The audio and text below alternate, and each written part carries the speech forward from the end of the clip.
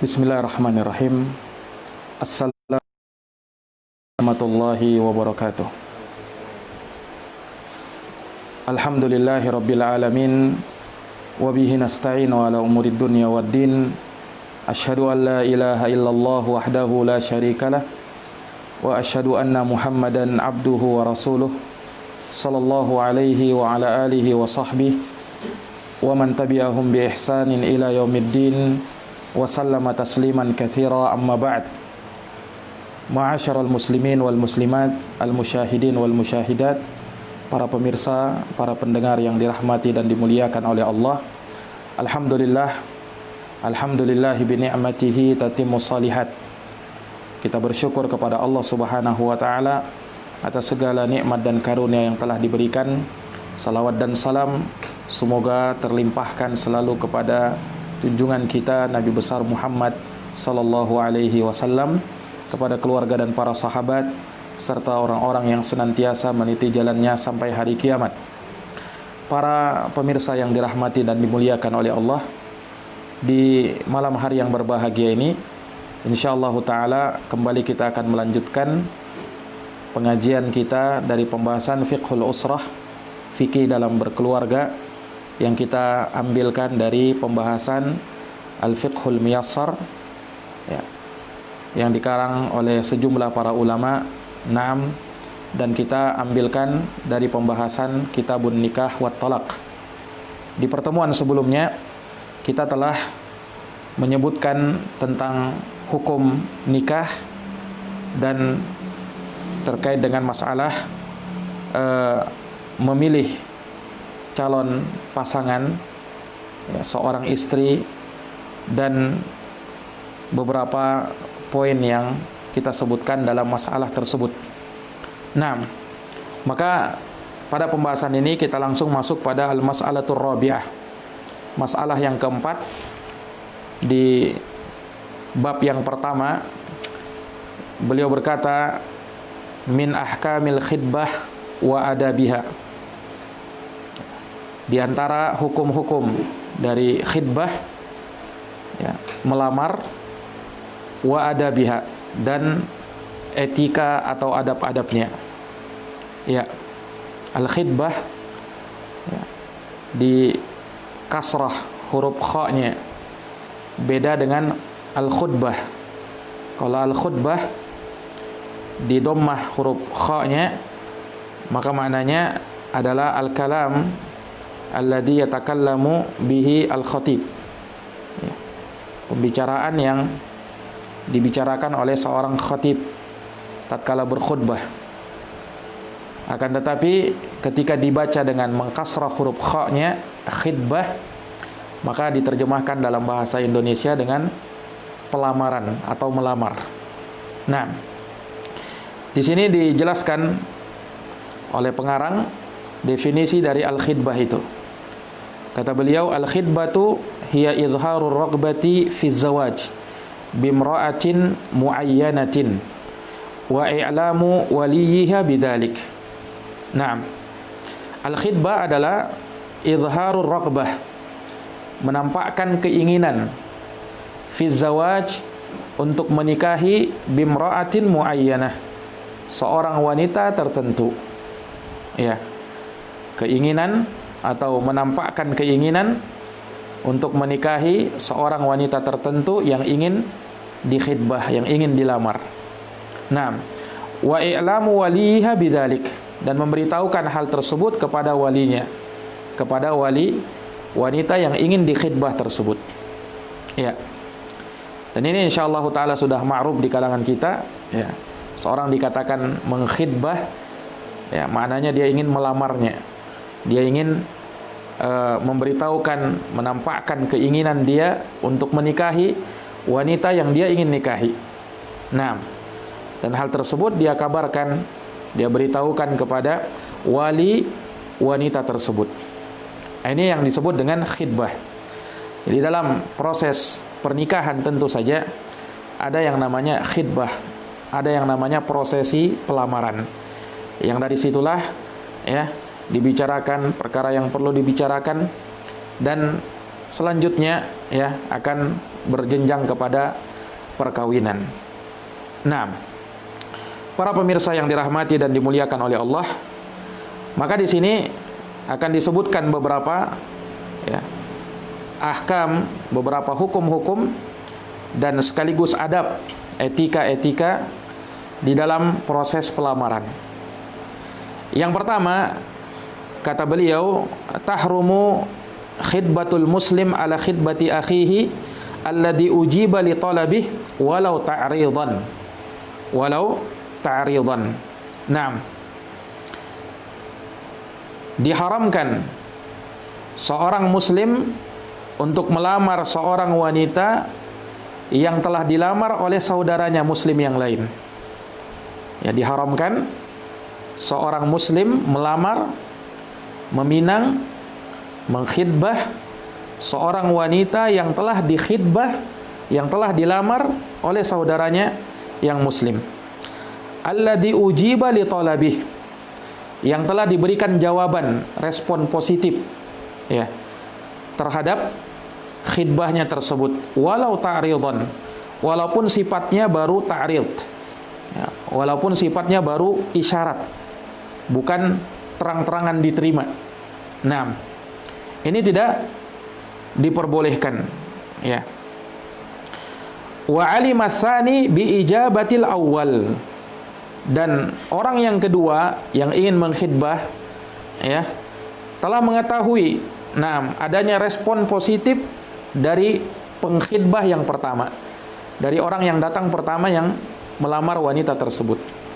Nah, maka ini tidak diperbolehkan. Jadi kalau misalnya seorang ingin melamar seorang wanita, dia pastikan bahwa wanita ini ya tidak sedang dalam proses pelamaran dengan laki-laki yang lain. Kalau dia tahu bahwa dia sedang dalam proses ya ada seorang laki-laki yang melamarnya, dan dia lihat ada isyarat bahwa dia akan diterima laki-laki tersebut, maka dia tidak boleh untuk maju melamar wanita tersebut. Nah, dan ini dari perkara yang tidak diperbolehkan berdasarkan hadis. Kata pengarang di sini, liqaulihi sallallahu alaihi wasallam, berdasarkan sabda Nabi sallallahu alaihi wasallam, la yakhtubu ar-rajulu ala khidbati akhihi hatta yankiha aw yatruka. Nah, ini dalam hadis yang diriwayatkan oleh Imam Al-Bukhari, Al-Imam Muslim, dari sahabat Abu Hurairah radhiyallahu anhu, dan juga datang dari sahabat Abdullah bin Umar semakna dengannya. Nah, di mana Nabi SAW bersabda, la yakhtubur rajulu ala khidbati akhihi. Ya, tidak boleh seorang laki-laki melamar seorang wanita yang telah dikhidbah oleh saudaranya yang muslim, hatta yankih, sampai dia sudah menikah. Artinya kalau sudah menikah berarti sudah putus harapan. Nah, au yatruk, atau dia meninggalkan wanita tersebut, tidak jadi ya, atau telah dibatalkan pelamarannya. Nah, ini nas tegas dari Nabi SAW melarang seorang laki-laki melamar seorang wanita ya yang sedang dalam proses pelamaran dengan laki-laki yang lain. Apalagi kalau misalnya sudah mendapatkan jawaban diterima. Jangankan itu, ya sekedar isyarat saja, belum sharih, belum terang-terangan dia diterima, tapi ada isyarat bahwa dia diterima, maka laki-laki yang kedua tidak boleh untuk maju melamar wanita tersebut. Nah, ini tidak diperbolehkan. Wadalika lima fit taqaddumu lil khutbati minal ibsadi alal awwal wa iqa'il adawah. Kenapa dilarang? Ya, sini disebutkan illahnya, sebab pelarangannya. Karena hal tersebut, jikalau ada yang maju untuk melamar wanita itu, maka ini akan merusak ya laki-laki pertama yang maju untuk melamarnya. Nah, akan memberikan kerusakan. Bisa jadi ya hal tersebut ya akan memunculkan permasalahan di belakangnya. Wa iqa al-adawah, dan itu pun akan ya membuat terjadinya permusuhan, bisa jadi berkelahi ya antara pelamar yang pertama dengan pelamar yang kedua. Nah, dan seterusnya dari permasalahan-permasalahan yang timbul karena hal tersebut. Ya, maka ini hukum yang pertama, tidak boleh seorang laki-laki ya melamar seorang wanita yang telah dilamar oleh orang lain sampai dia ya meninggalkannya atau membatalkannya. Naam, atau sudah tidak terjadi lagi ya hal tersebut, maka baru diperbolehkan laki-laki yang kedua untuk maju melamarnya. Nah, para pemirsa yang dirahmati dan dimuliakan oleh Allah, para ulama di dalam hal ini ya menyebutkan ada beberapa gambaran, ada beberapa bentuk ya terkait dengan masalah seorang laki-laki melamar seorang wanita yang telah dilamar oleh orang lain. Ya, setidaknya ada 4 bentuk. Yang pertama, ya, seorang laki-laki melamar seorang wanita yang telah dilamar oleh orang lain. Naam, dan ya telah terjadi kesepakatan, ya, keridhaan dari seorang wanita tersebut terhadap laki-laki yang telah melamar dia lebih dahulu.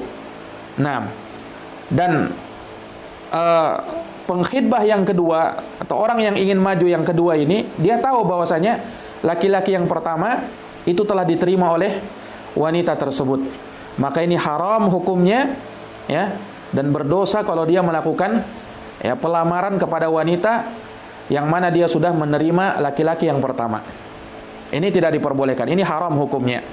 Yang kedua, seorang laki-laki melamar seorang wanita ya yang telah dilamar oleh orang lain, namun ya belum terjadi keridhaan dari wanita tersebut. Ya, belum terjadi keridhaan dari wanita tersebut. Nah, kalau seperti ini ya, maka para ulama menyebutkan ya tidak mengapa ya seorang laki-laki yang kedua untuk maju ya melamar wanita tersebut. Kenapa? Karena tidak terjadi keridhaan dari wanita tersebut terhadap laki-laki yang pertama. Ya, dia tidak mau, dia tidak menerimanya, dia tidak menerima lamarannya dan seterusnya. Nah, maka kalau yang seperti ini barulah diperbolehkan laki-laki yang kedua untuk maju melamar. Ya, kenapa? Ya karena sudah terjawab bahwasanya dia tidak diterima, ya kan? Nah, ya. Bolehnya hal tersebut berdasarkan hadis Fatimah bintu Jahsyin radhiyallahu taala anha. Ya, dalam riwayat Bukhari dan Muslim. Ya, ketika Fatimah bintu Jahsh ya dilamar oleh 2 orang sahabat, yang pertama Muawiyah bin Abi Sufyan dan yang kedua Abu Jaham. Dan ia memusyawarahkan hal tersebut kepada Nabi SAW. Dan perhatikan ketika Fatimah bintu Jahsyin memberitahukan Nabi bahwa dia telah dilamar oleh 2 orang laki-laki, yang pertama Muawiyah bin Abi Sufyan dan yang kedua Abu Jaham. Nah, di sini syahidnya Nabi SAW tidak mengingkari Fatimah bintu Jahsy. Ya, Rasulullah tidak mengingkari Fatimah bintu Jahsy akan hal tersebut. Nah, dan para ulama menunjukkan menyebutkan ya dalam permasalahan tersebut ya ada 2 kemungkinan. Boleh jadi ya tidak terjadi keridhaan ya dari Fatimah terhadap salah satu dari 2 laki-laki tersebut, Muawiyah atau Abu Jaham. Ya, lalu orang yang kedua pun maju. Ya kan? Orang kedua pun maju. Nah, bisa jadi seperti ini. Ya.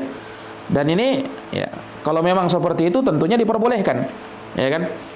Atau boleh jadi ya, misalnya Muawiyah lebih dahulu melamar Fatimah bintu Jahsyin. Nah, kemudian majulah yang kedua Abu Jaham, dalam keadaan Abu Jaham tidak tahu ya bahwasanya Muawiyah telah melamar Fatimah bintu Jahsh. Dan ini pun diperbolehkan. Ya, ini pun dari perkara yang diperbolehkan. Nah, maka ya 2 kemungkinan ini ya menunjukkan dan menguatkan apa yang tadi kita sebutkan dari keadaan yang kedua ya, bahwasanya seorang laki-laki ya yang kedua boleh untuk maju melamar seorang wanita yang telah dilamar oleh laki-laki yang pertama, asalkan laki-laki yang pertama ini telah ya disebutkan bahwasanya dia tidak diterima oleh wanita tersebut. Nah, barulah laki-laki yang kedua boleh untuk maju melamar. Nah, itu yang kedua. Kemudian yang ketiga, ya, perkara yang ketiga yang disebutkan oleh para ulama rahimahumullahu taala, ya, bahwasanya ya, terkait dengan seorang laki-laki ya, melamar seorang wanita yang telah dilamar oleh saudaranya, ya, dan ternyata laki-laki tersebut tidak terang-terangan diterima oleh wanita tersebut, ya, tidak dikatakan bahwa kamu saya terima tawarannya. Walinya pun tidak menyebutkan hal yang demikian, tidak terang-terangan. Namun bit ta'rid, ya, artinya dia diterima dengan isyarat, ya, dia diterima dengan isyarat, ya. Boleh jadi misalnya dikatakan kepada laki-laki tersebut, yang laki-laki pertama yang melamar dia, ya, ketika dia melamar, kemudian dikatakan kepadanya, orang yang seperti kamu, lamarannya tidak pantas untuk ditolak. Ya, nah, ini kan isyarat, walaupun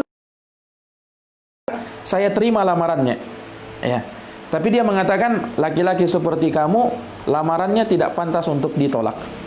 Nah, ini ta'rid seperti ini, isyarat seperti ini, ya, ada khilaf para ulama. Apakah laki-laki yang kedua boleh maju, ya, ataukah tidak boleh? Sebagian ulama mengatakan boleh. Kenapa? Karena tidak terang-terangan diterima. Tapi sebagian lain mengatakan boleh. Ya, sebagian lain mengatakan, sebagian ulama mengatakan boleh, sebagian lain mengatakan tidak boleh. Dan yang benar dari pendapat para ulama, ya, bahwasanya yang seperti ini pun tidak diperbolehkan.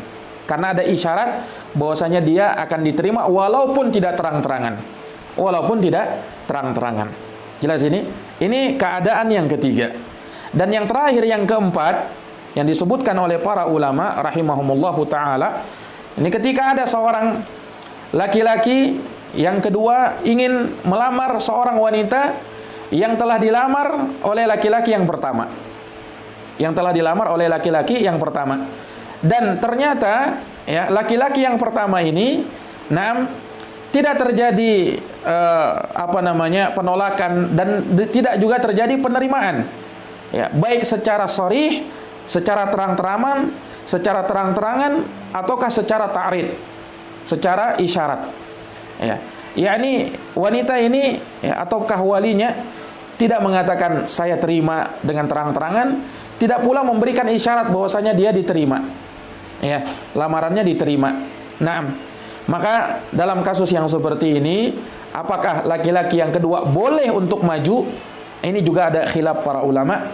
Dan pendapat yang paling nampak wallahu alam, bahwasanya laki-laki yang kedua boleh untuk maju, walaupun yang lebih aula, yang lebih utama untuk dia tinggalkan hal tersebut, untuk dia tidak maju, ya, sampai selesai masalahnya atau sudah berlalu beberapa lama, dan tidak terjadi pernikahan, barulah dia maju. Ya, sebab ya, seperti yang tadi kita sebutkan, walaupun hal tersebut memang diperbolehkan, namun terkadang, ya, hal-hal yang seperti ini bisa jadi juga mengundang adanya permusuhan, ketidaknyamanan dan seterusnya. Jelas ini? Jadi ini 4 keadaan yang disebutkan oleh para ulama terkait dengan hukum seorang laki-laki melamar seorang wanita yang telah dilamar oleh orang lain. Jadi ada yang hukumnya diperbolehkan, ada yang hukumnya diharamkan, ya, apabila telah nyata dia telah diterima.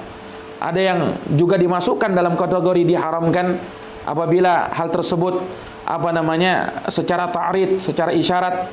Ada yang diperbolehkan, ya, ada yang diperbolehkan, yaitu ketika laki-laki yang pertama melamar namun dia ditolak, ya, tidak diterima. Dan keadaan yang keempat, yaitu ketika tidak ada secara sharih dan tidak ada secara isyarat dia diterima ataukah tidak, maka laki-laki yang kedua boleh untuk maju, namun yang lebih utama untuk dia tinggalkan. Yang lebih utama untuk dia tinggalkan supaya menghindari adanya permasalahan, ya, di belakangnya. Wallahu taala a'lamu bis-shawab. Ini yang pertama. Ya. Jadi dari hukum yang pertama yang perlu diperhatikan, seorang yang melamar seorang wanita, maka dia melihat, ya, adakah laki-laki yang telah melamar dia, ya, dan masih dalam proses menunggu atau masih dalam proses pelamaran ataukah tidak. Dan ketika terjadi, maka dia dihadapkan dengan 4 perkara yang tadi kita sebutkan. Ya. Kemudian yang kedua, kata pengarang di sini, ats-tsani yahrumut tasrihu bi khitbatil mu'taddah al-ba'in. Ya. Diharamkan untuk terang-terangan di dalam melamar seorang wanita yang berada di masa iddah dengan talak bain. Ya, dengan talak bain diharamkan untuk terang-terangan melamar seorang wanita yang berada di masa iddah dengan talak bain. Dengan talak bain. Nah, ini hukum yang kedua. Ya. Dan hukum yang kedua ini juga tercakup di dalamnya, ya, seorang wanita yang ditinggal mati oleh suaminya, ya, karena dia juga berada di masa iddah. Maka seorang laki-laki tidak boleh langsung melamarnya kecuali kalau setelah lepas masa iddahnya. Dan yang dilarang, ya, disebutkan di sini adalah pelamaran secara terang-terangan. Pelamaran secara terang-terangan. Itu yang dilarang. Artinya, kalau dia melamar wanita tersebut tapi dengan isyarat saja, tidak dengan terang-terangan, ini diperbolehkan. Ya. Ya, dia tidak terang-terangan, tapi dia isyaratkan hal tersebut, maka ini diperbolehkan. Nah, dan ini berdasarkan dalil dalam Al-Qur'an surat Al-Baqarah ayat 235. Allah Subhanahu wa taala berfirman, "Wala junaha 'alaikum fima 'arradtum bihi min khitbatin nisa." Kata Allah Subhanahu wa taala, tidak ada dosa atas kalian fima 'arradtum bih, pada apa yang kalian, ya, menggunakan kata sindiran, bahasa isyarat, min khitbatin nisa, ketika mengkhidbah melamar seorang wanita. Dan wanita yang dimaksud di sini adalah wanita yang masih dalam masa iddah. Entah iddah dengan talak bain. Talak bain itu artinya talak 3 yang tidak mungkin rujuk lagi, ya, atau wanita yang ditinggal mati oleh suaminya, ya. Nah, kemudian kata pengarang, fayajuzu lahu at-ta'rid, diperbolehkan baginya untuk sekedar, ya, memberikan isyarat, memberi ta'rid, itu diperbolehkan. Bagaimana contohnya memberi ta'rid, memberikan isyarat? Ka'ayyaqula, seperti dia mengatakan, wadittu an yuyassirallahu li imra'atan salihah. Dia berkata seperti ini, ya, saya ingin agar Allah Subhanahu wa taala memudahkan bagiku, ya, seorang istri yang salihah. Dia ungkapkan hal tersebut di hadapan wanita itu, ya. Atau misalnya ada kalimat-kalimat tersebut tersampaikan kepada wanita itu. Nah, jikalau yang seperti ini, ya, diucapkan, maka ini, ya, seakan-akan dia menginginkan wanita tersebut, tapi dia tidak terang-terangan, ya, hanya sekedar berisyarat, ya. Yang seperti ini diperbolehkan. Yang seperti ini diperbolehkan. Atau dia mengatakan inni uridu zawaj, aku ingin menikah. Dia tidak mengatakan saya ingin menikah denganmu. Kalau ini terang-terangan, tapi dia global saja, saya ingin menikah. Tapi dia lontarkan hal tersebut. Nah, dan diketahui oleh wanita itu. Ya. Maka kalimat ini tidak terang-terangan, ya, tapi secara ta'rid ini diperbolehkan kepada wanita yang masih dalam masa iddah tadi. Kepada wanita yang masih dalam masa iddah tadi. Nah, kata pengarang, fanafyul haraj 'anil mu'arrid bil khidbati yadullu ala adami jawazit tasrih. Nah, maka dinafikannya dosa dari orang yang memberikan isyarat dalam pelamaran terhadap wanita yang masa iddahnya, yang berada di masa iddah tadi, menunjukkan akan tidak bolehnya terang-terangan di dalam melamar wanita yang masih berada di masa iddah. Faqad yahmiluhal hirs 'ala zawaji 'ala al-ikhbari binqidai iddatiha qabla inqidaiha. Kenapa dilarang? Tidak boleh terang-terangan, ya, karena dimaklumi kan, tidak boleh menikahi wanita yang masih berada di masa iddah. Haram hukumnya, tidak boleh. Nah, ketika ada orang yang sharih terang-terangan ingin melamar wanita yang telah ditinggal mati oleh suaminya atau telah ditalak dengan talak 3, talak bain, ya, terkadang jikalau dilakukan secara terang-terangan, ini akan membawa, ya, seorang wanita tersebut untuk bersemangat, nah, agar segera menikah dan mengabarkan bahwasanya iddahnya telah selesai, padahal belum selesai. Ya, ya kan? Terkadang ketika misalnya wanita ini pun juga ingin menikah lagi, nah, sementara ada laki-laki yang terang-terangan melamar dia, padahal dia masih di masa iddah, tidak boleh melakukan pernikahan.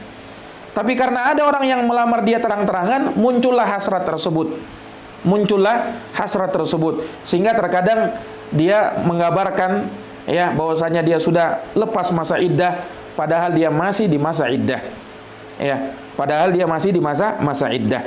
Maka ini naam dari perkara, dari hukum yang perlu kita perhatikan ketika seorang melamar wanita, ya, wanita yang sudah menikah, ya, berarti janda, ditinggal mati oleh suaminya atau ditalak oleh suaminya dengan talak 3, talak bain, maka tidak boleh melamar wanita tersebut secara terang-terangan di masa iddahnya. Kalau sudah lepas masa iddah, silahkan dia melamarnya dengan terang-terangan. Tapi diperbolehkan walaupun di masa iddah untuk sekedar memberikan isyarat.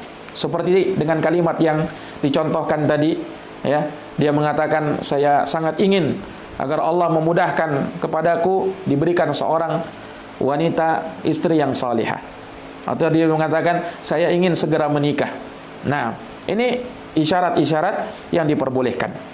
Taib. Kemudian kata Syekh, wa amma al-mu'taddah ar-raj'iyah fayahrumu hatta ta'rid li'annaha fi hukmi zawaj. Naam. Adapun wanita yang masih berada di masa iddah, yang dia berada di masa iddah dengan talak raj'i, ya, talak raj'i, talak yang masih bisa rujuk, yaitu talak 1 atau talak 2. Nah, kalau wanita yang seperti ini, apakah boleh melamar dia, ya, meminang dia walaupun dengan isyarat? Nah, kata Syekh, fayahrumu hatta ta'rid. Ini haram untuk dipinang, haram untuk dilamar, ya, bahkan walaupun sekedar memberikan isyarat. Kenapa? Karena masih talak raj'i. Dia dengan suaminya masih bisa rujuk, dan statusnya wanita tersebut masih, ya, dihukumi sebagai istrinya laki-laki atau suaminya, nah, yang telah mentalak dia dengan talak 1 atau talak 2. Nah, kata Syekh, li'annaha fi hukmi zawaj, karena dia berada pada hukum, ya, zaujat atau zaujat, yakni istri, ya, masih menjadi seorang istri. Nah, walaupun sudah ditalak, tapi bukan talak bain, baru talak raj'i. Nah, ini para pemirsa yang dirahmati oleh Allah, tentu saja terkait dengan hukum talak ini akan datang babnya secara tersendiri, akan kita jelaskan secara detail di sana terkait dengan hukum-hukum dalam masalah talak. Nah, maka ini hukum yang kedua dari hukum, ya, pelamaran atau melamar seorang wanita. Jadi yang kedua ini kesimpulannya, ya, diharamkan untuk menikahi atau melamar wanita yang masih berada dalam masa iddah, ya, untuk dilamar dengan terang-terangan. Kalau dengan ta'rid, dengan memberikan isyarat, itu diperbolehkan, ya, itu diperbolehkan. Adapun wanita yang ditalak dengan talak raj'i, maka haram hukumnya walaupun sekedar memberikan isyarat, apalagi terang-terangan. Apalagi terang-terangan. Kenapa? Karena dia masih berada pada hukum istri dari suaminya. Nah, ini perkara yang kedua. Kemudian yang ketiga, ats-tsalis, man istusyira, na'am, fi khatibin aw makhtubatin wajaba alaihi ayyadhkura ma fihima min mahasin wa masawi wa la yakunu dhalika minal ghibah bal minan nasihah al-muraghab fiha syar'an. Ya, kata pengarang, siapa yang ustusyira, yakni yang dimintai musyawarah atau dimintai pertimbangan, ya, dari seorang yang ingin melamar, atau wanita yang telah dilamar. Ya, biasanya dia ingin bermusyawarah, minta pertimbangan kepada orang lain, baik dari si pelamar atau yang dilamar, untuk melamar wanita tersebut, ya, atau menerima lamaran dari laki-laki ini. Ya, dia mungkin bermusyawarah atau minta pendapat, minta pertimbangan dari orang yang dia percayai. Nah, di sini pengarang menyebutkan bahwa orang yang dimintai pertimbangan dari seorang yang melamar atau wanita yang dilamar, wajib bagi dia untuk menyebutkan apa yang ada dari keduanya, ya, baik yang melamar atau yang dilamar, dari kebaikan-kebaikannya dan keburukan-keburukannya. Disebutkan. Ya, kenapa? Karena posisinya dia sekarang dimintai, ya, pertimbangan, dimintai pendapat akan hal tersebut. Kadang dia butuh untuk menyebutkan hatta pun kejelekan-kejelekannya. Wala yakunu dzalika minal ghibah, dan itu sama sekali bukan dari ghibah, bukan dari perbuatan menggunjing orang lain, bukan. Ya, karena ini ada hajat, memang diperlukan. Ya, ada hajat memang diperlukan. Makanya Nabi SAW dalam hadits yang tadi kita sebutkan, Fatimah bintu Jahsyin, yang diriwayatkan oleh Bukhari dan Muslim, ketika Fatimah minta pendapat kepada Nabi SAW tentang dua orang yang melamar dia, Muawiyah bin Abi Sufyan dan Abu Jaham, maka Nabi menyebutkan, amma Muawiyah fasu'lukun la malalah.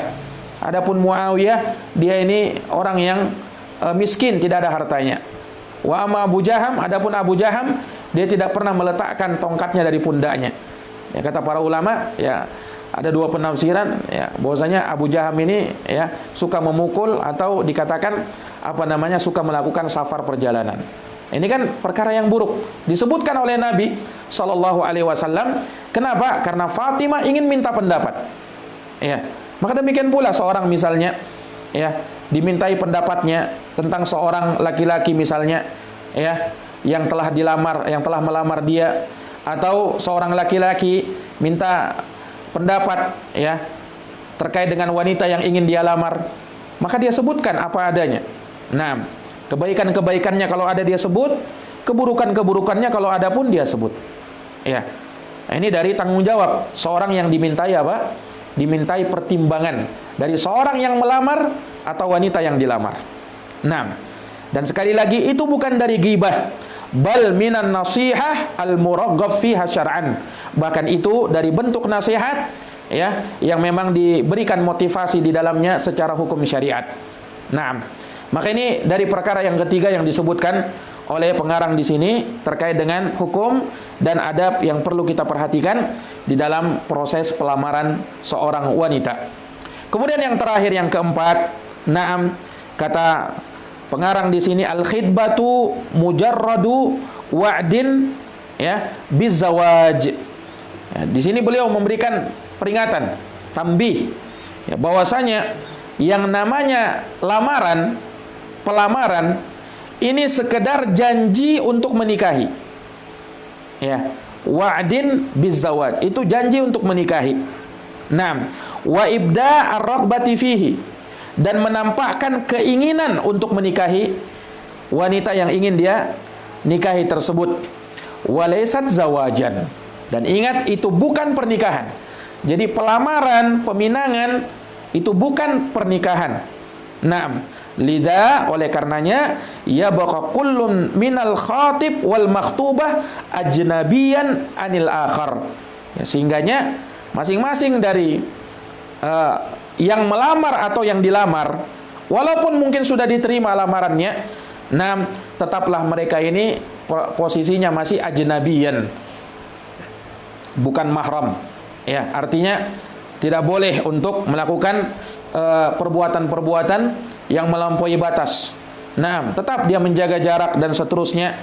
Nah, dari yang lainnya, bukan mentang-mentang sudah diterima kemudian dia boleh berdua-duaan dengannya, berkhalwat, naam, atau bahkan pergi sama-sama, naam, atau bulan madu langsung. Nah, ini dari perkara yang tentunya tidak diperbolehkan. Kenapa? Karena pelamaran itu bukan pernikahan. Ya, nanti kalau sudah ijab kabul, naam, baru itu dihalalkan bagi laki-laki tersebut terhadap wanita itu. sekedar diterima lamarannya, ini masih belum diperbolehkan untuk hal tersebut. Nah, maka ini para pemirsa yang dirahmati dan dimuliakan oleh Allah Subhanahu wa taala. Dan ketika di sini disebutkan oleh pengarang bahwa khitbah atau pelamaran tersebut merupakan janji ya untuk menikahi dan bukan nikah, nah, maka muncul pertanyaan, apa hukumnya ya seseorang yang membatalkan khitbahnya? Dia sudah melamar, kan belum nikah. Nah, belum menikah, tapi sudah melamar, ternyata dia membatalkan, ya, si laki-laki mungkin membatalkan hal tersebut. Nah, maka ya posisinya ya sama seperti orang yang membatalkan janji, ya kan? Sama posisinya seperti orang yang membatal janji. Ya, ketika dia sudah menjanjikan ingin menikahi dan ternyata mungkin diterima, kalau dia batalkan, apa hukumnya? Ya sama seperti orang yang membatalkan janji. Orang yang membatalkan janji, kalau dia batalkan karena uzur, karena ada suatu alasan, maka dibenarkan, diperbolehkan. Ya, tapi kalau misalnya dia batalkan tanpa uzur, maka yang seperti ini dimakruhkan. Ya, tanpa ada alasan keterangan tiba-tiba batal. Kenapa? Batal saja, tidak memberikan keterangan apa-apa. Ini tidak diperbolehkan. Nah, jelas ini. Ya, karena apa? Dia sudah awalnya sudah ingin menikahi. Nah, dan sudah punya komitmen, tiba-tiba apa? Tiba-tiba gagal atau tidak jadi dan tidak ada keterangan. Nah, yang seperti ini tidak dibenarkan di dalam agama kita. Nah, ini 4 perkara yang disebutkan oleh pengarang rahimahumullahu taala terkait dengan masalah hukum al-khitbah, ya, dan adab-adab atau etika, ya, yang terkait dengan masalah ini. Wallahu taala alam bisawab. Ya, demikian mungkin kajian kita di malam hari ini. Naam, semoga memberikan manfaat bagi kita semuanya.